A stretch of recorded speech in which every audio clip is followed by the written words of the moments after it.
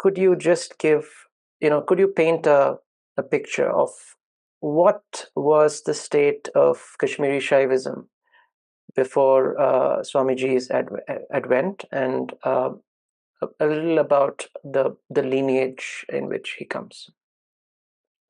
So I think people know that up to the 12th, 13th century, Kashmir Shaivism, well, actually, I would have to say since the second millennia, second century, Kashmir was very much influenced by Buddhism, Ashok, and the Pancharata system, the Vaishnava system.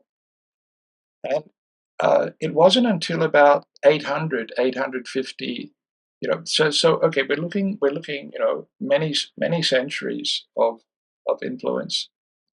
And around about 850, Vasugupta, very famous name in Kashmir, Shaiva philosophy, uh, prayed to Lord Shiva and said, what's happening with pure Shaiva philosophy? It's disappearing.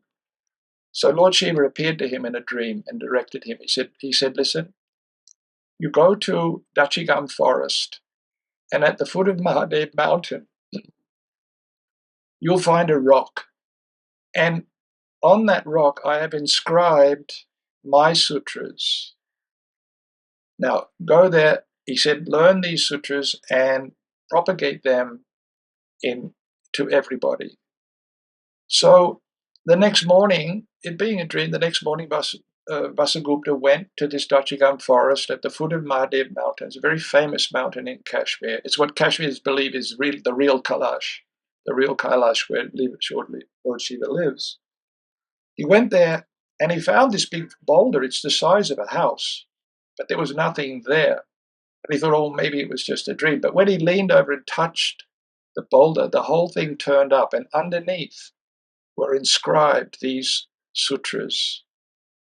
And he memorized them because yogis, they had photographic memories in those days. He memorized those sutras and he started to teach those. And in fact, they were called the Shiva Sutras. And he wrote his first, let's say, scientific paper on the Shiva Sutras was called the Spandakarikas. And this was to explain about the sutras. And of course, there were translations of the verses. And this Spandakarikas was picked up years later by all of the Shaiva masters. They respected these Shiva Sutras as the pinnacle of Lord Shiva's message to them. Now, you have to understand that Lord Shiva appeared to Vasugupta in the form of Srikantanatha, as he appeared the same to Durvasa Rishi at the beginning of Kali Yuga. And when he appeared to Durvasa Rishi, he told Durvasa Rishi that you are, and remember, Durvasa Rishi was Krishna's guru in Dwapara Yuga. And Durvasa Rishi was a master of Krama system, but he was all-knowing. And he was a person that you never cross because he's also known as Krodha Bhattarika, the embodiment of wrath. We know the story about him cursing different people and those curses being extremely hard to lift. So in the beginning of Kali Yuga, 5,000 years ago, he appeared to Durvasa and said, look, Kali Yuga is coming, so you're now in charge of Shaivism in all its forms for the duration of Kali Yuga. So I put you in charge, so you have to make sure it's maintained. So for the next 432,000 years, this is your portfolio. And he gave him this teaching, which would cover all aspects of Shaivism, the Bhairava Tantras, the Rudra Tantras, and the Shiva Tantras, which are the monistic, monodualistic, and dualistic Tantras. And Durvasa at that time, Lord Shiva Swamiji said, then he disappeared into the ether. And Durvasa looked around for competent masters. But Swamiji said the masters had hidden themselves in that because the onset of Kali Yuga compared to Dwapara was so dark, they didn't want to mix.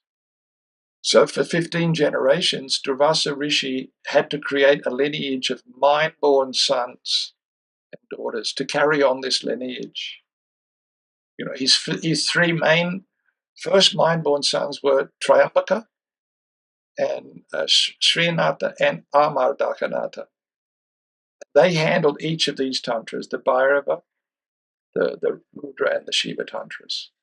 He created one mind-born daughter, Ardhatrayambaka. He entrusted her with the highest teaching of Trika. He entrusted her with the teachings of Kaula Prakriya. And that lineage is, Swami actually said one day, that lineage still exists today, but it's one master, it's one disciple, and it's always a master. They're always female, the Ardha Triambaka tradition. Ardha Triambaka meaning half of her brother, half of the Triambaka. The 15th generation, this is all coming from the latter part of Somananda, who wrote the Shiva Drishti. In the latter part, he gave this lineage, and he said on the 15th generation, the mind-born son was not so introverted. He wasn't such a pure Siddha yogi, and he couldn't create a next mind-born son. So he found a worthy Brahmin girl in the Kashmir Valley, and he asked the father's hand in marriage, and he got married. Their son was named Sangamaditya.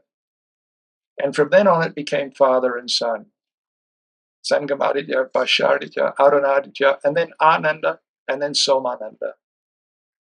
They were father-son lineage.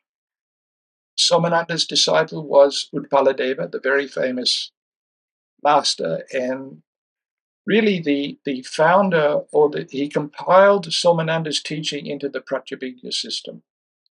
Okay, and at the end of that incredibly intense intellectual understanding of Pratyabhijna system, he wrote the Karika on it, But then he threw everything up in the air, and he went into a shikara, like a boat on the lake, with his disciples, and spontaneously he recited 20 stotras or 20 chapters called the Shiva Sutravali, hymns to Shiva.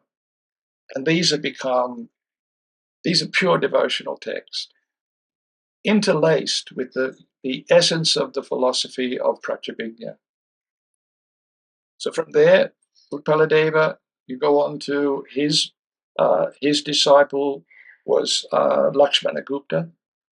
And Lakshmanagupta was the teacher of Abhinavagupta in Pratyabhijna system. But Abhinavagupta was unique. Swamiji said he was the most illustrious master of Kashmir Shaiva philosophy. Nobody could stand before him. And he went out, even at the pinnacle of his experience, he went out to India to see what was the experience of other yogis. And it was there that he met Shambhunatha and Shambhunatha's Duti, his female consort, we can say. And throughout his teachings, Abhinavagupta praises Shambhunatha. Says, whatever I learned, I got from him. And I got full illumination through just his words, his teachings. And everywhere he'll talk about the lineage. When he gets to Shambhunatha, he said, he pierced my heart. And whatever I'm speaking, I'm giving you the essence of Shambhunatha's teaching. And Shambhunatha was the essence of Trika Shaivism, Anattara Trika philosophy. Abhinavagupta had two disciples, one chief disciple, Khemaraja, who again was a prolific commentator. He only wrote one text himself, which was the Pratyabhijna Hridaya, concise thing on Pratyabhijna. The rest were commentaries that he did on some of the biggest texts, Vachanda Tantra, Etra Tantra, so many texts. And Abhinavagupta, Swamiji said, was the master who really set the theme going for Shaivism as it appears in today. this world. And he held Abhinavagupta as just the cream of Shaiva philosophy. He says Abhinavagupta's Tantra Loka with 37 chapters, 37 arnikas, which he did one arnika, which also means one day. Each chapter took one day to do. And he spontaneously did that. His disciples wrote it down. He said, this is the real encyclopedia of Tantric philosophy. Everything that is in there. And Abhinavagupta admits, everything I've written here is I've taken from the Malini Vijayottara Tantra, a discussion between Bhairava and Bhairavi. And the Malini Vijaya Tantra is, all basically understanding the philosophy of Malini, one of the alphabet goddesses. So that's the lineage there that flows out. And then everything went underground around 1300 for 500 years. The masters were still there, but very hidden, up till around about 1830, when the Dogra dynasty kings came in. They overthrew the Mughal invaders. Kashmir again became liberated. And from then, the lineage started. Swamiji's great grandmaster was Swami Manakak. His own grandmaster was Swami Rama, very well respected. His disciple was Swami Matapkak. And then Swamiji finished his little story. All I'm telling you here is in the back of the first book that Swamiji had on the lineage. And he said, and his disciple was Swami Lakshmanju. And he ended it there. And he said, this is an unbroken oral tradition. So he said, what I'm telling you, what I'm teaching you through these recordings that John and Denise Hughes did, these are the same words that were given by all of these past masters to their disciples. I'm just a postman. I'm just carrying on that message. For it was Lord Shiva's wish through Durvasa Rishi that this teaching should continue to flourish. So that's in a nutshell, that's the lineage and the The lineage. sampradaya.